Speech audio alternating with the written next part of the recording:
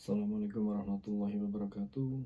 Nasihat untuk adik-adikku yang masih di usia belasan dan awal 20-an, yang masih bersekolah, yang masih baru menekuni dunia pekerjaan.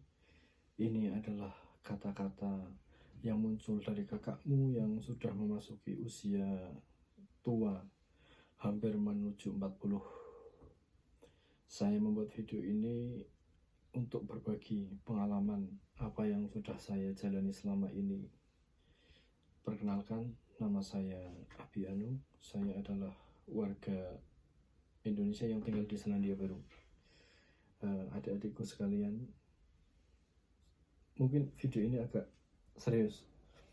Saya ingin berbagi cerita. Saya adalah seorang anak laki-laki yang berasal dari kabupaten di Jawa Tengah, di Pemalang. Saya tumbuh biasa-biasa saja, tidak cerdas, tidak menonjol artinya. Namun saya memiliki orang tua yang menginginkan anaknya tumbuh maju lebih baik. Kemudian saya lulus kuliah di Semarang, di Undip. Saya menyelesaikan pendidikan S1 saya pada tahun 2011 akhir. Saya diwisuda pada Januari 2012. Kemudian saya menekuni berbagai macam pekerjaan. Yang paling lama saya tekuni adalah dunia jurnalisme. Saya dulu wartawan di koran lokal Jawa Tengah, Tribun Jateng. Apa yang ingin saya sampaikan di sini, teman-teman, yaitu jangan pernah teman-teman itu membuang waktu. Aktualisasi diri adalah nomor satu.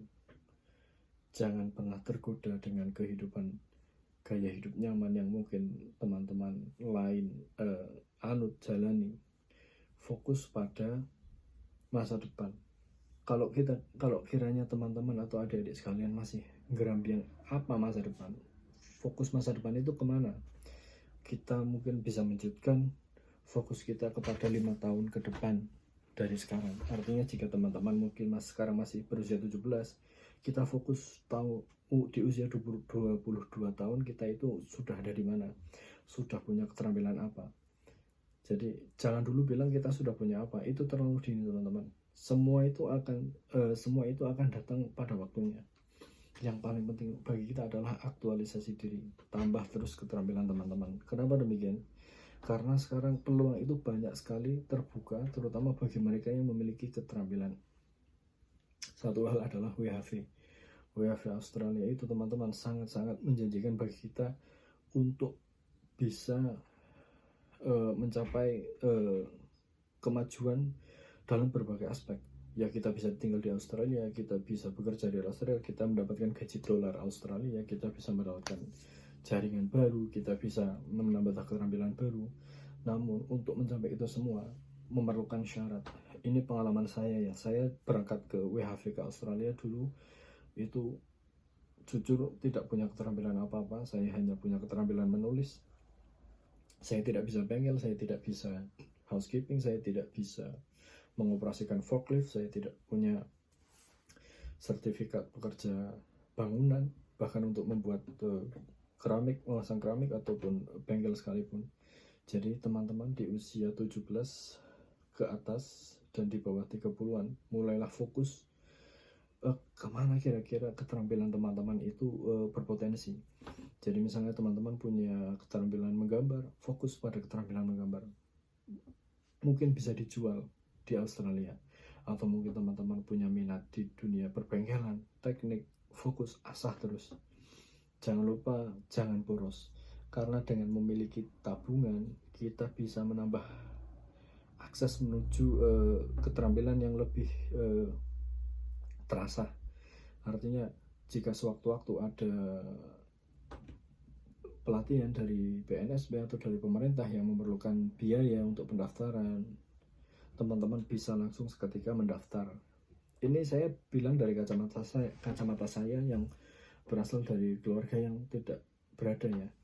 Apa-apa harus bayar sendiri, apa-apa harus menyiapkan sendiri, dan semua itu baru terwujud ketika saya bekerja. Ketika saya punya uang, saya baru punya keberanian untuk saya mau kursus ini, saya mau ambil kursus keterampilan itu menurut saya, jika saya lebih bijak dulu dalam menggunakan uang, saya mungkin lebih awal dalam menguasai keterampilan itu ya.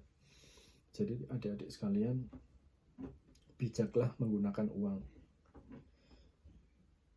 Yang ketiga, setelah yang pertama tadi kurangi fokus. Yang pertama adalah fokus, yang kedua bijak menggunakan uang, yang ketiga adalah bahasa Inggris. Ini bahasa yang sangat ampuh, bahasa yang sangat jaspleng untuk teman-teman adik-adik mendapatkan pekerjaan di luar negeri. Ketika Anda WHV, Anda diminta mengumpulkan sertifikat IELTS. Bahkan ketika di sini pun jelas-jelas berpengaruh bahasa Inggris, karena ini Australia maupun Selandia Baru adalah negara yang berbahasa Inggris. Namun tidak hanya itu, bahasa Inggris juga bisa digunakan teman-teman yang ingin melamar pekerjaan di negara-negara yang bukan berbahasa Inggris seperti Jepang.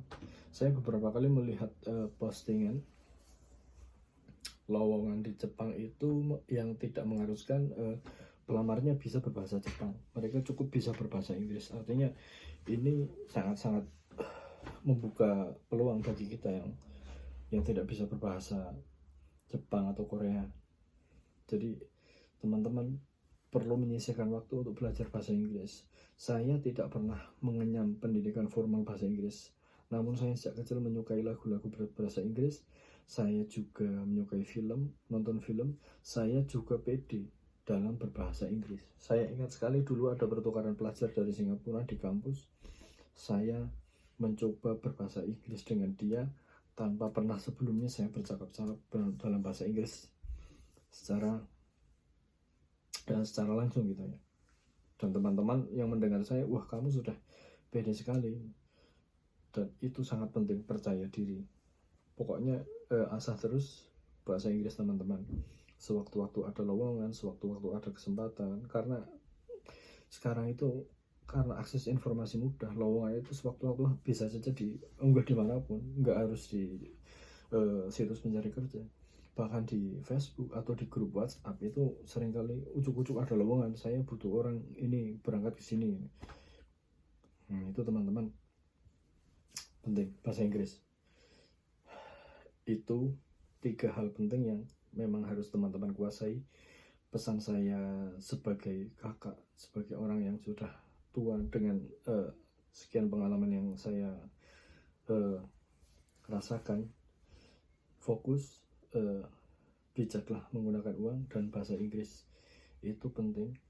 Ini saya belum ngomong soal tabiat ya, soal tabiat perilaku sehari yang sangat akan menunjang kita dalam mendapatkan kesuksesan di masa depan ya. Apalagi sudah kaitannya dengan yang di atas, kita akan bicara itu dalam video-video saya berikutnya insya Allah. Jadi teman-teman silakan komentar jika punya unek-unek kira-kira apa yang bisa saya sampaikan ke teman-teman pada video-video saya berikutnya. Mohon maaf bila ada tutur kata, struktur kata, kalimat, ataupun tempo, ataupun video yang terlalu sederhana. Ini saya hanya ingin berbagi. Saya sangat mencintai bangsa Indonesia. Saya sangat ingin teman-teman untuk maju, bisa bersama-sama membangun bangsa, paling tidak memberikan yang terbaik untuk keluarga. Dan jangan lupa untuk terus berbuat positif, berbuat kebaikan, karena doa semesta, doa lingkungan itu akan sangat menunjang perjalanan kita ke depan.